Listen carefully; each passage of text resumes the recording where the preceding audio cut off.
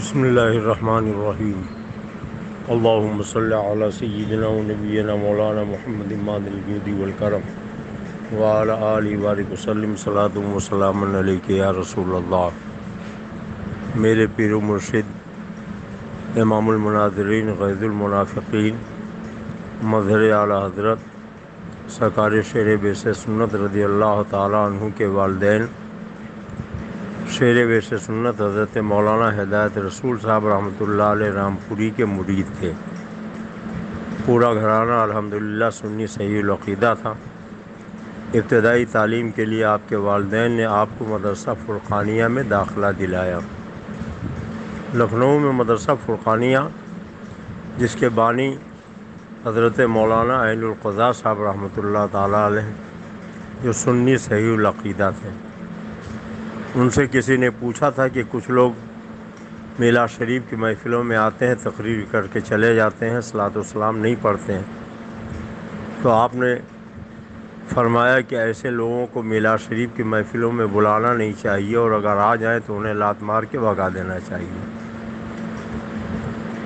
حضور شیر بیس سنت رضی اللہ تعالیٰ عنہ انہی کے قائم کردہ مدرسے میں تعلیم حاصل کرتے تھے، اور حضرت مولانا عین القضا صاحب رحمۃ اللہ علیہ حضور سرکار شیر بیس سنت مظہر اعلیٰ حضرت کو اپنے مدرسے کا آفتاب کہا کرتے تھے۔ حضرت مولانا عین القضا صاحب رحمۃ اللہ علیہ کے مدرسے میں تقیہ کر کے کچھ وہابی دیوبندی آ گئے، جنہوں نے اپنی وہابیت دیوبندیت کو چھپایا اور درپردہ طلباء کو وہابیت اور دیوبندیت کی تبلیغ کرنے لگے۔ حضور سرکار شیر بیس سنت رضی اللہ تعالیٰ عنہ کے ذہن اور خدا داد ان کی صلاحیتوں کو دیکھنے کے بعد وہابیوں کی پوری ٹولی، دیوبندیوں کی پوری جماعت جو مدرسے میں تھی، حضرت شیر بیس سنت رضی اللہ تعالیٰ عنہ کے پیچھے لگ گئی کہ کسی طریقے سے ان کو اپنا ہم نوا بنا لیں۔ الحمدللہ میرے پیر و مرشد سرکار شیر بیس سنت سنیت سے بالکل نہیں ہٹے تھے، البتہ بار بار وہ لوگ سرکار اعلیٰ حضرت کی مخالفت کرتے تھے اور معمولات اہل سنت کے سلسلے میں بیجا وہ بات بحث و مباحثہ کرتے رہتے تھے۔ آپ نے سرکار اعلیٰ حضرت رضی اللہ تعالیٰ عنہ کی کتاب مبارکہ تمہید ایمان کو جب دیکھا تو آپ اپنے والدین سے فرماتے ہیں کہ اب میں فرقانیہ پڑھنے کے لیے نہیں جاؤں گا، مگر آپ کے والد گرامی ابو الحفاظ حضرت حافظ نواب ولی صاحب رحمۃ اللہ علیہ نے آپ کو سمجھایا کہ کچھ دن کے لیے جاؤ۔ گئے تو ایک مناظر کی حیثیت سے گئے، اور جو درپردہ وہاں دیوبندی مولوی تقیہ کر کے پڑھا رہے تھے ان سے آپ نے بحث و مباحثہ کیا، اور الحمدللہ وہ سب کے سب لاجواب ہو گئے۔ پھر سرکار شیر بیس سنت مظہر اعلیٰ حضرت لکھنؤ فرقانیہ چھوڑ کر بریلی شریف سرکار اعلیٰ حضرت کی بارگاہ میں آ گئے، اور سرکار اعلیٰ حضرت رضی اللہ تعالیٰ عنہ سے انہوں نے اکتساب فیض فرمایا، اور خانواد رضویہ نے انہیں اتنا نوازا کہ بیان کرنے سے باہر ہے۔ حضور سرکار شیر بیس سنت کے مقابلے میں کبھی اشرف علی تھانوی نہیں آیا، البتہ اس کا خلیفہ یاسین خامسرائی تھا جو ہلدوانی میں آیا تھا۔ سرکار اعلیٰ حضرت نے حضور شیر بیس سنت کو اس کے مقابلے کے لیے بھیجا تھا، اور سرکار شیر بیس سنت نے بزرگوں کے کرم اور اعلیٰ حضرت رضی اللہ تعالیٰ عنہ کے فیضان سے اس کو دھول چٹا دی، اور وہ چپل جوتے چھوڑ کر میدان مناظرہ سے بھاگ گیا۔ سینکڑوں لوگوں نے توبہ کیا اور سنیت اختیار کیا، اور جب ہلدوانی سے بریلی شریف حضور شیر بیس سنت پہنچے تو سرکار اعلیٰ حضرت اٹھ کے کھڑے ہو گئے، گلے سے لگایا اپنا جبہ شریف، اپنا امامہ، اپنی صدری شیر بیس سنت کو عنایت فرمایا، اور فرمایا کہ آپ تو ماشاء اللہ ابوالفتح ہیں، اور مدرسہ منظر اسلام کے رجسٹر پہ لکھا حشمت علی میرا روحانی بیٹا ہے، آج سے میں ان کا 5 روپے ماہانہ وظیفہ مقرر کرتا ہوں۔ آپ نے سینکڑوں مناظرے فرمائے ملک بیرون ملک میں، اور کہیں بھی اشرف علی تھانوی کو یہ جرأت نہ ہوئی کہ حضور شیر بیس سنت کے مقابلے میں آ سکے۔ یہ کہنا کہ حضور شیر بیس سنت تھانوی کے شاگرد تھے، بالکل غلط اور سفید جھوٹ ہے۔ اللہ تبارک تعالیٰ ایسے دروگوئی سے اہل سنت کو محفوظ و معمون فرمائے، اور جن لوگوں نے سنی سنائی باتوں پر کہیں ادھر ادھر سے سن کے یہ کہہ دیا ہے، انہیں چاہیے کہ وہ اپنے قول سے رجوع کریں۔ 15 شوال المکرم 1352 ہجری کو مسجد وزیر خان لاہور میں مناظرہ منعقد ہوا۔ اہل سنت کی طرف سے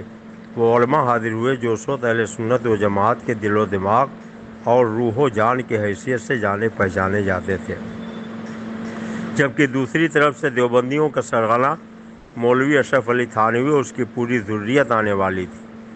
وقت مقررہ پر شہزادے سرکار اعلیٰ حضرت حضور سید الکریم حجت الاسلام، شہزادے اعلیٰ حضرت حضور سید الکریم سرکار مفتی اعظم عالم اور مفسر قرآن حضرت سرکار صدر الافاضل علامہ سید نعیم الدین صاحب مراد آبادی، حضور صدر الشریعہ حضرت علامہ امجد علی صاحب اعظمی مصنف بہار شریعت، اور حضرت شیر بیس سنت علیہم الرحمۃ والرضوان اور دیگر بہت سے جلیل القدر عظیم المرتبت علماء اور مشائخ لاہور میں جلوہ افروز ہو گئے۔ حضرت شیر بیس سنت کو شہزادے اعلیٰ حضرت حضور حجت الاسلام علیہ رحمۃ والرضوان نے اپنا نائب مطلق بنا کر مولوی اشرف علی تھانوی سے مناظرے کے لیے منتخب فرمایا، اور یہ تحریر لکھ کر دی کہ اس مناظرے کے لیے میں مولانا ابو الفتح محمد حشمت علی خان صاحب کو اپنا وکیل اور مناظر مقرر کرتا ہوں۔ ان کا قبول و عدول میرا قبول و عدول ہوگا، ان کا اقرار میرا اقرار ہوگا، اور ان کا انکار میرا انکار ہوگا۔ فقط فقیر محمد حامد رضا قادری۔ مناظرہ ہوا، مگر اشرف علی تھانوی کو سرکار اعلیٰ حضرت رضی اللہ تعالیٰ عنہ کے مظہر حضور شیر بیس سنت کے مقابلے میں نہ آنا تھا، نہ آیا، اور نہ ہی کسی کو اپنا صریح وکالت نامہ دیا۔ ہم جیسے تیسے کر کے منظور نعمانی مناظرے کے لیے تیار ہوا۔ شیر رضا نے ان اکابر علماء اور مشائخ کی موجودگی میں اسے دھول چٹائی اور دیابنا ذلیل و خوار ہوئے۔ اہل سنت کا سر فخر سے بلند ہوا، اور پھر لاہور اس کے اطراف و جوانب میں حضور شیر بیس سنت علیہ رحمۃ والرضوان کی تقریروں کا نہ تھمنے والا سلسلہ شروع ہو گیا۔ ایک موقع پر شہزادے سرکار اعلیٰ حضرت حضور حجت الاسلام علیہ رحمۃ والرضوان نے فرمایا کہ اللہ تعالیٰ نے ہمیں 2 نعمتیں عطا فرمائی ہیں، ایک مولانا سردار احمد صاحب اور دوسری نعمت مولانا حشمت علی خان صاحب ہیں۔ حضور مفتی اعظم رضی اللہ تعالیٰ عنہ کے بھی آپ محبوب نظر تھے، وہ آپ پر غائب زردہ مشفق و مہربان تھے، اور اور